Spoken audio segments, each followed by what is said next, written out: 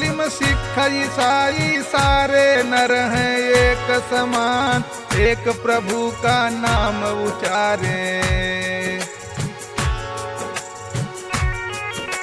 गीता वेद ग्रंथ कुरान एक प्रभु का नाम उचारें। एक प्रभु को सम कर जाने, एक यही है एक भगवान, माग माग के इससे खाते। बड़े बड़े जग के सुल्तान मांग मांग कर इससे खाते।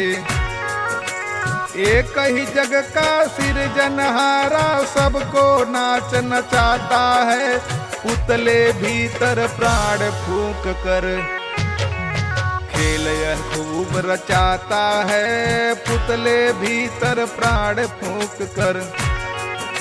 सारा जग चमकाने है तू सूरज चांद बनाता है, यही एक हाकिम है जग का, सब पर हुक्म चलाता है, यही एक है हाकिम जग का। कौन खिलाड़ी खेल है किसका, यदि यह मानो लेवे जान, कहे अवतार किए थे जन को, मिले जगत में सुख महान, कहे अवतार किए थे जन को, मिले जगत में सुख महान, कहे अवतार किए थे जन को।